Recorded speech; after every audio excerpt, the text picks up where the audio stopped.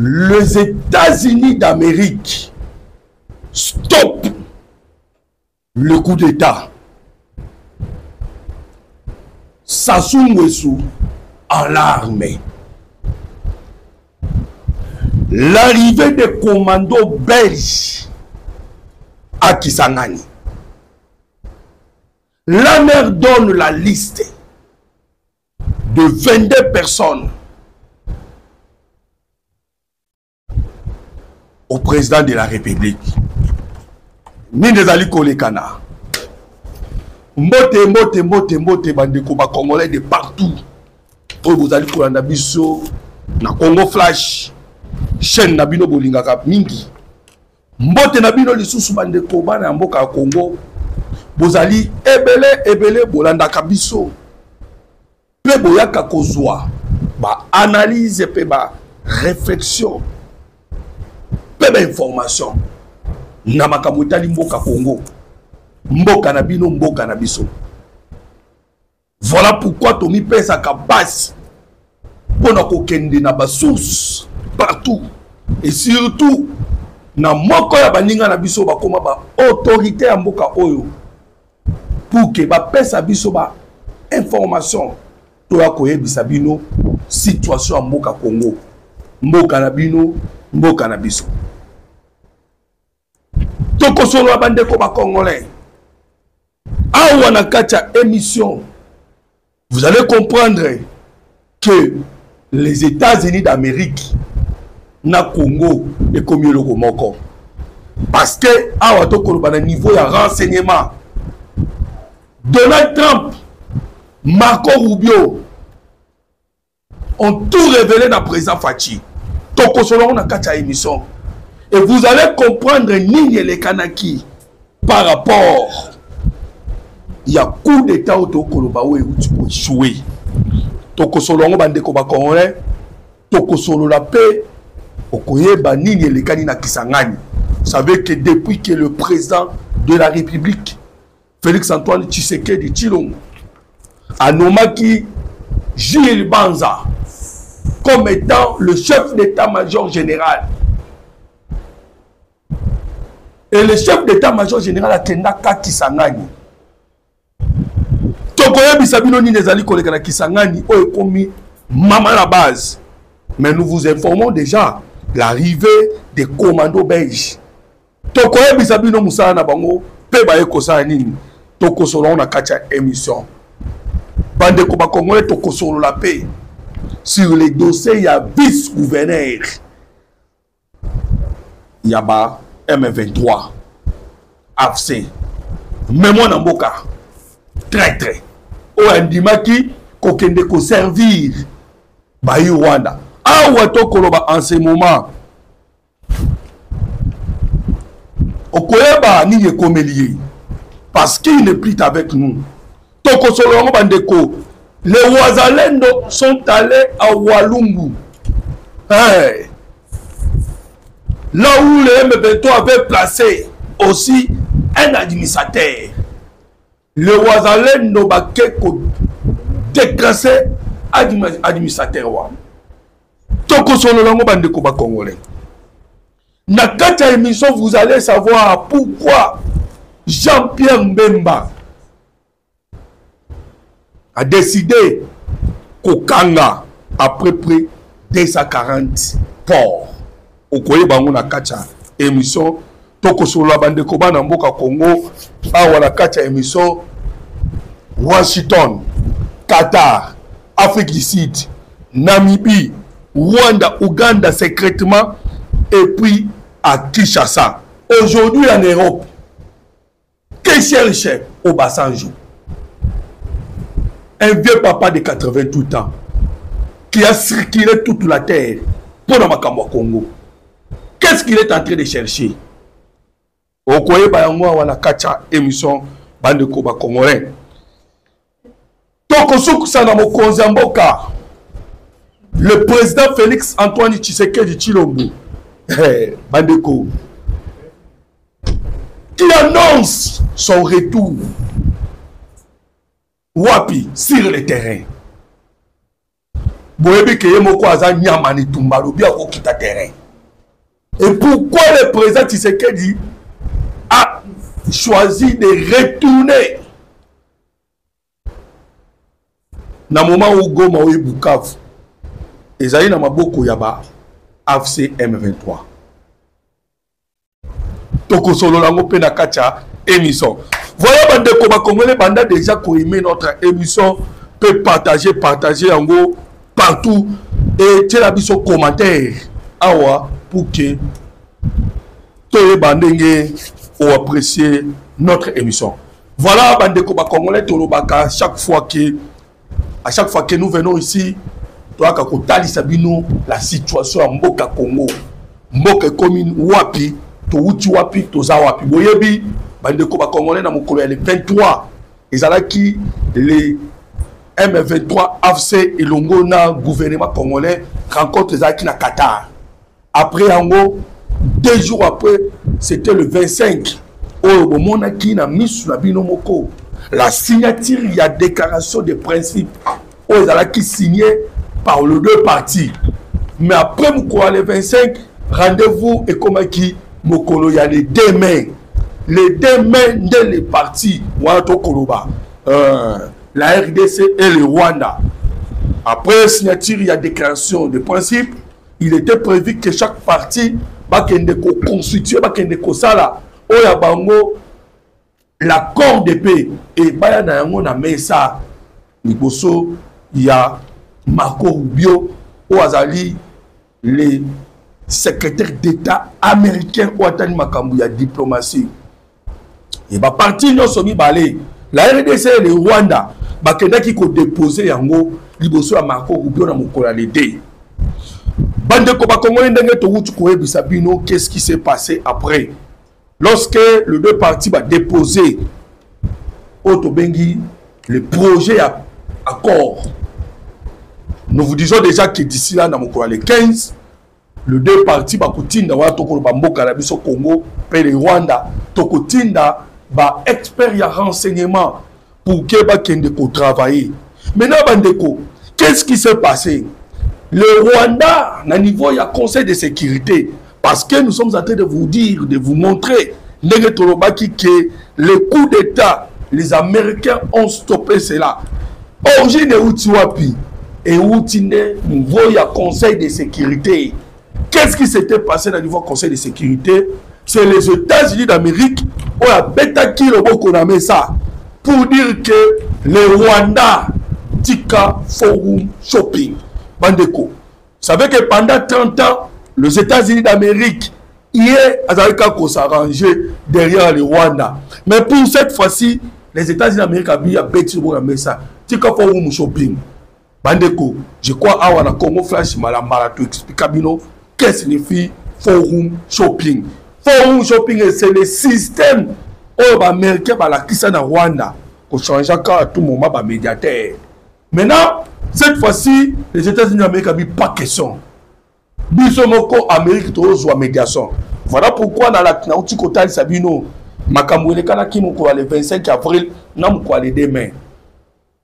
Le Rwanda est pris en étau entre l'enclume et le marteau.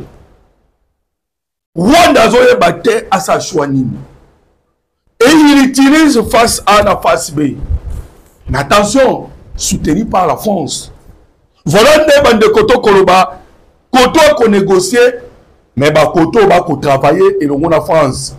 Pour que Balouka Ndengenini, bande de Koba Congolais, Balongo la Mokonzamboka parce qu'il dérange.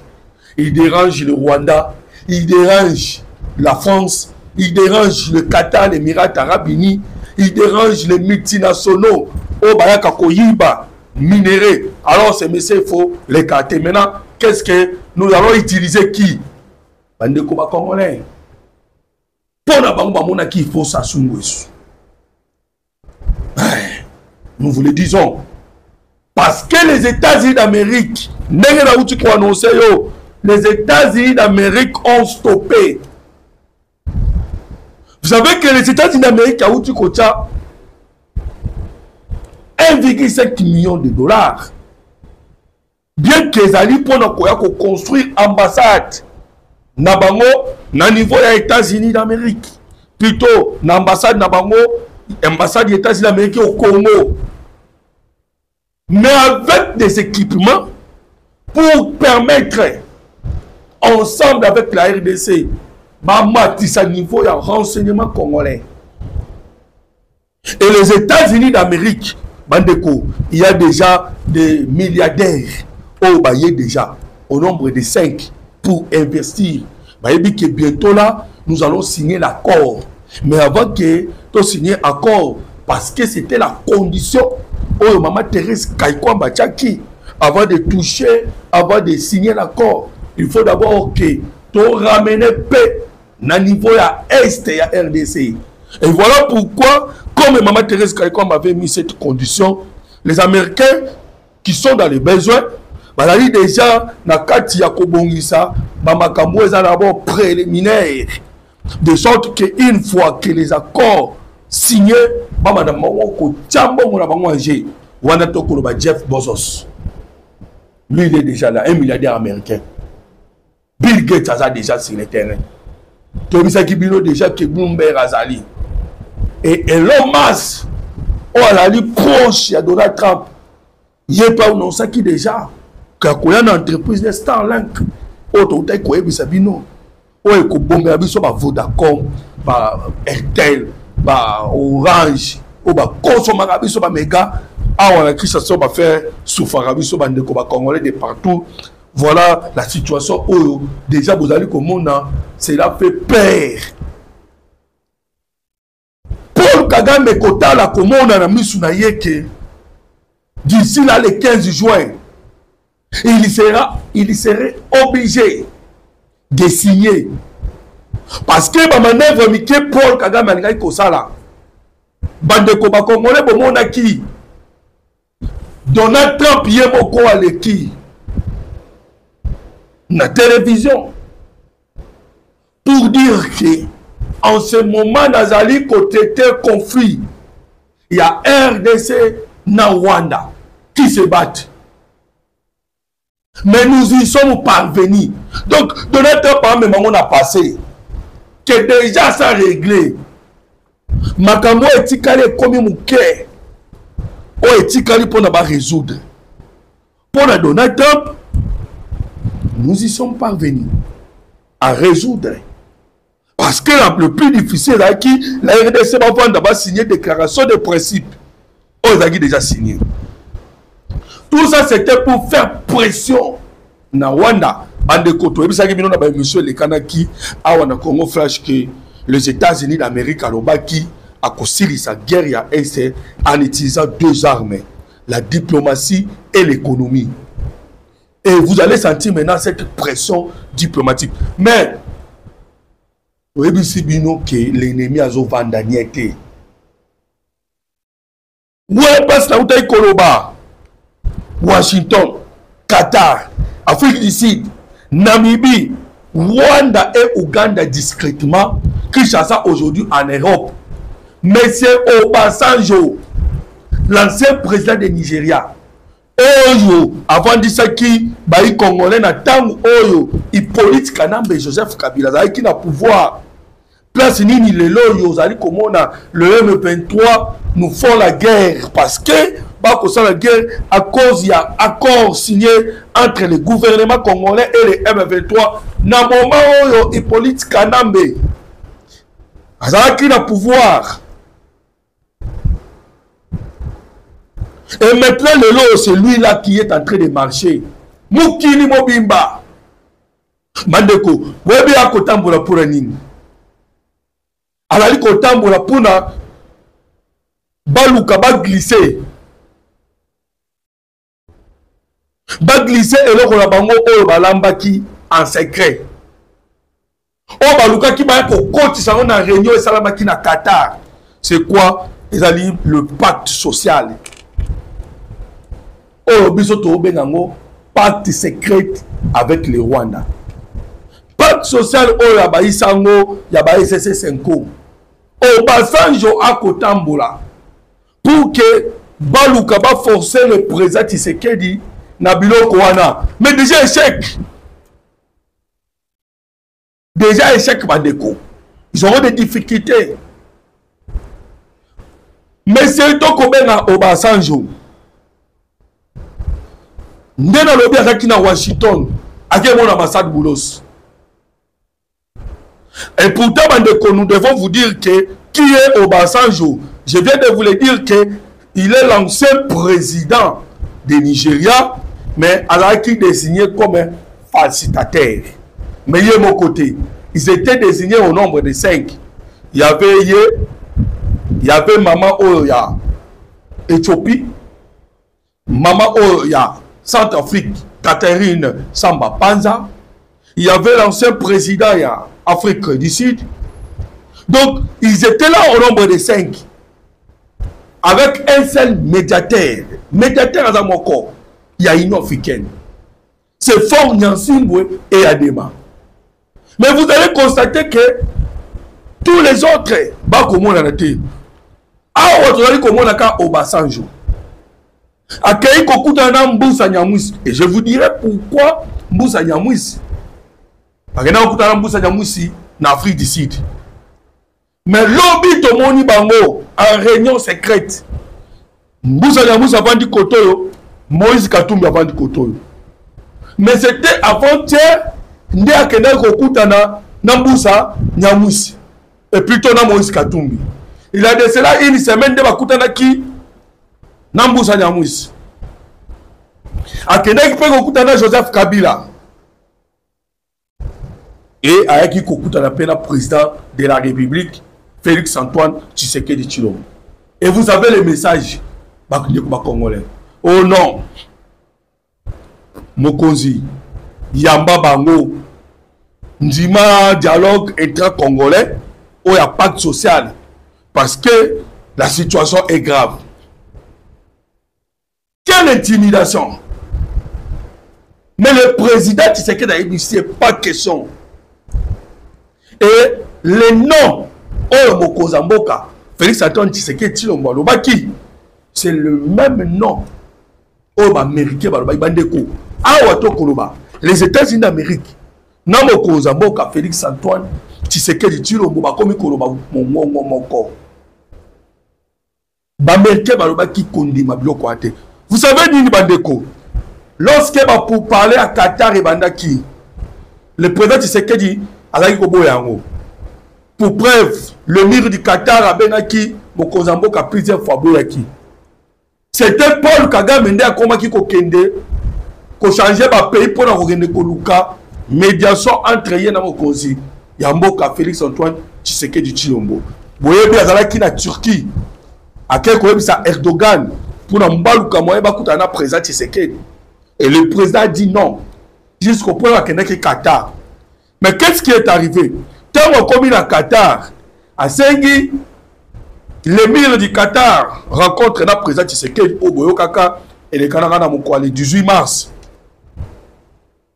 Le président Tshisekedi a bengi Donald Trump le téléphone pour na Ayeba. Est-ce que Naoki Makambo Qatar a vu la Binozani? Donald Trump a fait ses conseils à Kende. Le président Tshisekedi a tout dit. Est-ce que Makambo Ozali Kolekana na Qatar et qu'on respecte la résolution 2773 il y a Conseil de sécurité et Babi oui et qu'on respecte la résolution 2773 il y a Conseil de sécurité. Ah, voilà pourquoi le président Tshisekedi avait accepté de partir là-bas. Et Bandeko, c'est ce qui se passe. Parce que depuis que Nanga, Naba camarade Naye, Basenga qui a ministre Batrel Kozwa Moté. Comprenez Bandeko Bana Mboka Congo que la situation à Congo est allée Kolekama Kana. Mais Awato Koloba, très cher Congolais, Awato Koloba, le Rwanda et le Mona Bandeko Otozali Koloba. M23 en difficulté et le monde en France même Congo Brazzaville et ndenge touta koyebisa bino ne bandeli ke préparatif ya kuna bango préparatif ya kuna bango oyo bazalaki kobongisa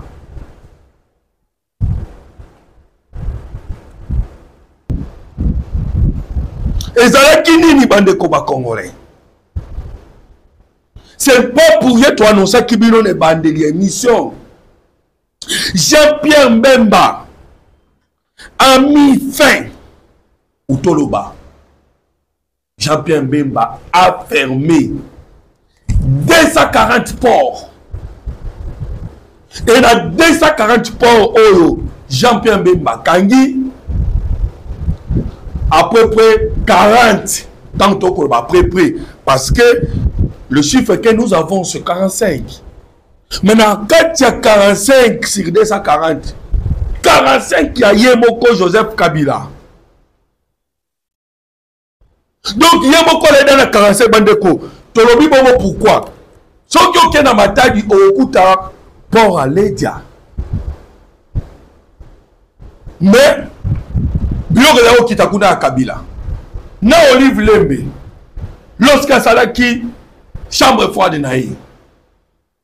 Bandeko, vous pouvez imaginer que à Sali chambre froide, il y a bomi, il y a économa. Ba boma, ba moko ba port rebelle na matadi ya boma. Ba yo créé o ya bango. Maintenant, awa toko ba les 40 ports, c'est sur toute l'étendue de la République démocratique du Congo. Et ba port on est dans objectif fini. Même le moment où nous sommes dans Koloba, Njoka Kabila a travaillé pour déstabiliser le Congo. Mais awa, les États-Unis d'Amérique, au travers l'enseignement, Bandeko, awa toko ebisabisno, même l'ANR aujourd'hui, Bazali en contact avec les Américains. Pour bloquer, Bablo Ronosoba Kosala, pour nous kandenge nini, Batungisa, Kimia ya République démocratique du Congo. Voilà pourquoi Jean-Pierre Mbemba a bloqué Yango. Et des enquêtes sont là.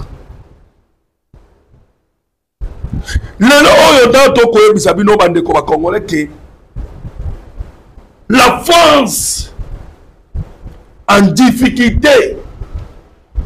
Il y a Kosakanate parce que d'abord Qatar, parce que France na Qatar, bazali na coalition na bango, bazali na ba coopération na bango. Qatar na no kendaki na niveau États-Unis d'Amérique bandeko. Tweet ya Marco Rubio Zali. Parce il est en train de répondre parce que le gouvernement Trump bazali kobomba ba sécurité, ba répondre kakaboyi. Clairement, Nabaï Qatar, Makabotali coopération minérale, vous devez aller négocier cela en RDC. Et pas y autorité à Congo. Bandeko, Américain balingi sous copté. Vous voyez que Congo est comme qui mabélé à Bakop. Dans Okolo Kande Timbo Kaloko Luxembourg. Les lots qui parmi les pays où ils bloqué sanctions contre Rwanda.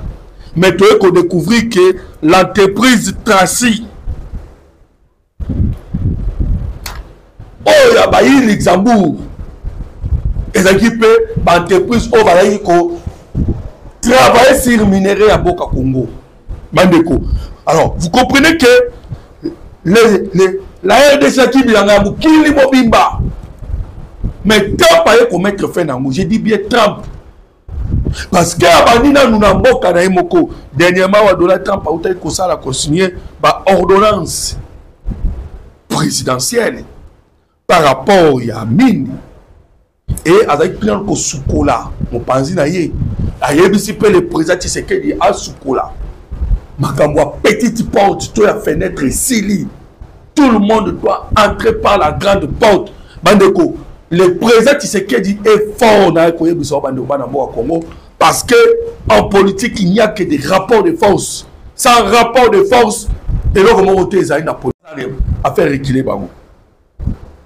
voilà yango wana bakoluka nde nini baluka basimba mokonza mboka me ezali koréussir te boyokaki dernièrement wa baoyo bakendaki kosangana na bandale déjà bapréparé vidéo bakanisaki bakokokosa eloko mais eloko te. Vous avez même entendu le ministre de la justice Constant Mutamba oyo a révélé qui à peu près combien 100 plus de 100 coups d'état oyo rataki.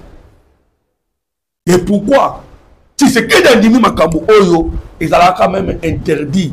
Vous savez bandeko na bete la bilo lisolo na tangi la bilo biloko oyo ba pèse ba conditionna qui Congo ça la té parce que tout ba pays non surtout à mokili mobimbe surtout ba occidentaux non bilo boko ça la beauté parce que ba riche bilo boko ça bon mais la richesse on va bien biso ba riche tout le monde en monter ils viennent piller mais ils nous interdisent d'agir. Vous voyez que les ports en eau parfois des bananes ils acquis interdit que ça là et c'est depuis l'indépendance. Mais à Ouattara, on va dire pas question. Vous avez dit que route nationale numéro 5. Où t'as Mobutu Kasavubu, Mutabanda Kotonga Mwazaki. Pour Anine. Parce que les Congolais, Bakati Saka Rwanda, Baké Fouta taxe, pour Baké Bimana Bukavu. Tous les Congolais où t'as Fizi, ou Vira, pour Komana Bukavu doit passer par le Rwanda. Mais le président Tshisekedi a hier abandonné la route numéro 5. Ozali Kolongwa, Nyangezi, Kamanyola, Uvira, Kititi, et Kenever, fils. Et pensez-vous que les Rwandais bakolingaye atamukete bandeko bana mboka Congo na kolingana kendete sake na silisa oyo no surtout na kinango. Voilà bandeko toyebisi bino que l'arrivée des commandos belges à Kisangani parce que Jules Banza le secrétaire Azali le chef d'état-major général ya mboka Congo le président Tshisekedi le jour après ça qui est mandat que Mamo Kisangani c'est là où place à quel kocha base à Makaz bandeko. C'est pas pour eux qui va changer route. Ils vont quitter Ouvira. Mais Ouvira pour la peine de les athées. Basant la possibilité au coma qui s'en a été. Et en ce moment, les commandos belges baillés, renfort, bandeko, sans compter pour tous les secrets d'armée. Na Kizunguzungu, le M23 ont commencé maintenant à tuer des Congolais. Mais les Congolais mususu ba mikosana ki kokende ko s'allier na le Rwanda na ba Rwandais et aujourd'hui ba komi ko balukela bango. C'est comme ça ba traite ba finiraka. Boyebi Judas il a trahi Jésus souka ko ami bomi. Voilà ndeti monsieur oyo awuti okotombe le vice-gouverneur ya Sud Kivu Ngasingira Juvenal. Boyebi même pas sur la Congolais mais c'est un Congolais, ton dit mais bongo. Qu'est-ce qu'il a fait? Il était nommé comme vice-gouverneur dans Sud Kivu.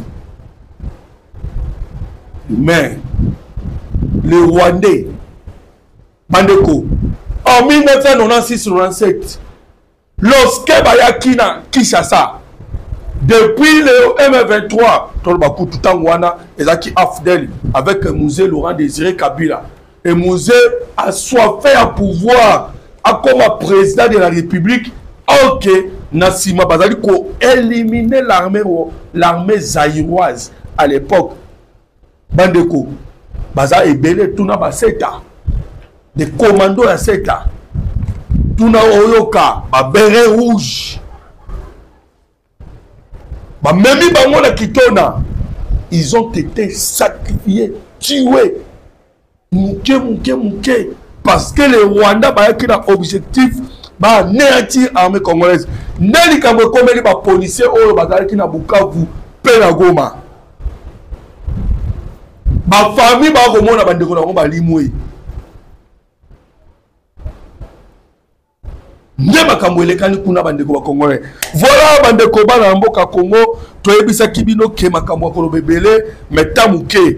Télévision ezali ngonga awa tozaboye totikali na nini tongai totalisa bino pourquoi mokoza mboka azongeli lisusu kotambola au travers le pays bandeko parce que assez si guerre Ce que Kolanda Biso, Nabamiso, Koyato, expliquer bino comment guerre est sili. On les a qui ne konabino moloto. Notre numéro de téléphone c'est plus 243 89 40 330 80 plus 243 89 40 330 80. Aimez notre émission, peut partager en mot partout.